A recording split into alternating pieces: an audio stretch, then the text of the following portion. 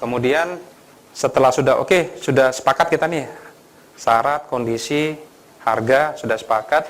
Ini bagaimana nih cara strukturnya? Kita beli, misalnya kalau kita yang pengakuisisi atau kita mau merger itu ya, gimana nih caranya nih, gitu kan? Strukturnya gimana? Atau misalnya kita mau akuisisi, ini perusahaan tetap ada di bawah anak perusahaan siapa nih?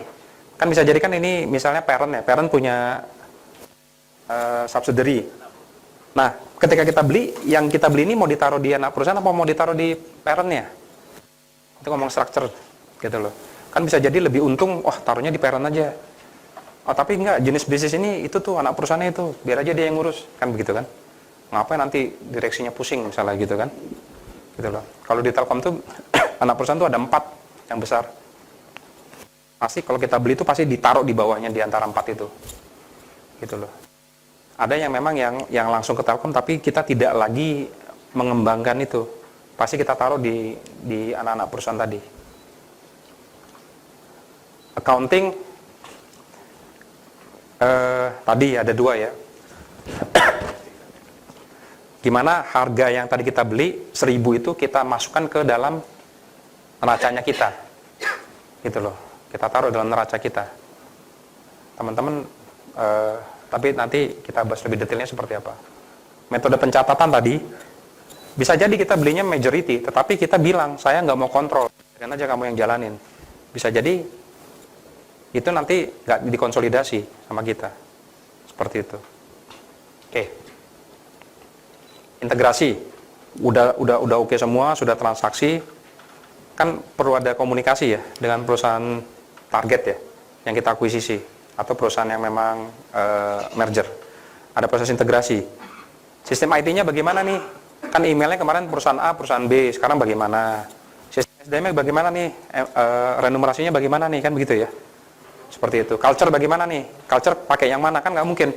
Nanti waktu yel-yel ada 2 kan gitu kan. Nggak mungkin kan, pasti 1. Sistem gaji misalnya kan, nggak mungkin sana pakai sistem gaji gini, kita pakai sistem gaji gini, wah repot nanti. Pasti ada ketidaksamaan pasti kan, gitu kan. Nah itu harus diintegrasikan seperti itu. Nah itu banyak kerjaannya diintegrasi, gitu kan. Nah ini tahapan-tahapannya. Ya. Integrasi ini dibicarakan pasca ya. Saya kan pada saat negosiasi apakah itu tidak dibicarakan dulu, siapa tahu nanti jalan masuk ke dalam malah nggak cocok gitu loh.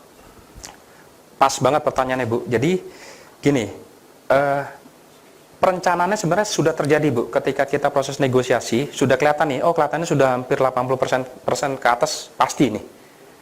Justru di situ sudah mulai Bu harusnya Bu. Karena proses integrasi itu jangan sampai nanti menganggap hanya si pembeli, kepentingan pembeli, tidak. Kadang-kadang juga kepentingan si penjual. Makanya nanti harus dibicarakan, gitu loh. Bahkan nanti timnya sendiri harus merepresentasikan dari berbagai pihak, baik dari si pembeli maupun si penjual. Makanya biasanya Bu H-60 gitu ya, itu sudah dibicarakan, gitu loh. H-30 kita sudah punya perencanaan matangnya. Ketika hari hanya day one, kita sebut day one nanti, ada day one istilahnya. Day one itu hari transaksinya. Itu day one juga berdasarkan hasil perencanaan. Contohnya nih, yang gampangnya ya. Nanti top manajemen kan harus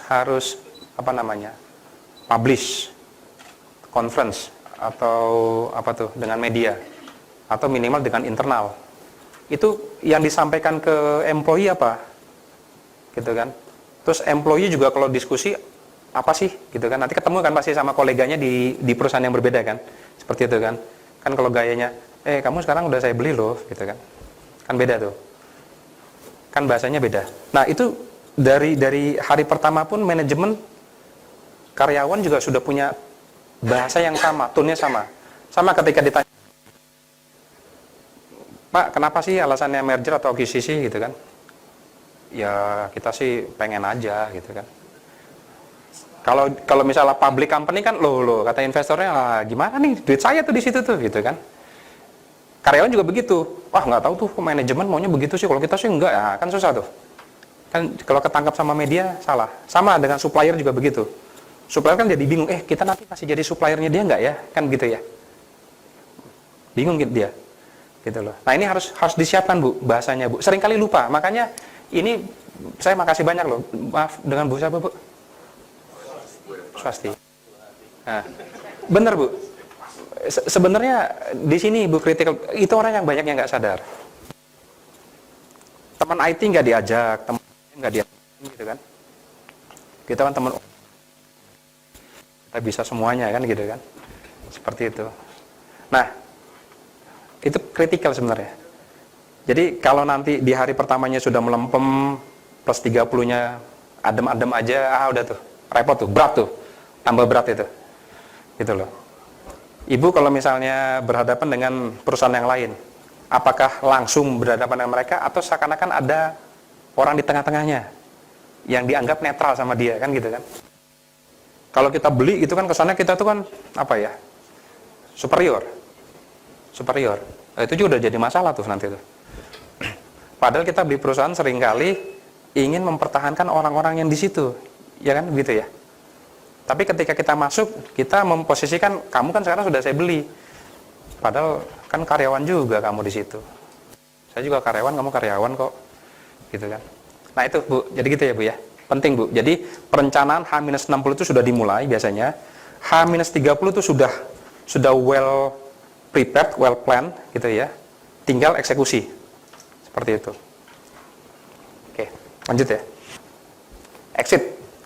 Ya exit sebenarnya kayak mengulang lagi kenapa sih orang beli perusahaan. Tapi di sini ada opsinya, tidak hanya divestasi, tidak hanya jual, tapi mungkin IPO juga bisa, atau dia restrukturisasi, misalnya yang tadinya divisi dijadikan anak perusahaan gitu ya, seperti itu. Atau likuidasi, ya sudah deh, nggak ketolong nih, potong aja deh, gitu loh, dipotong.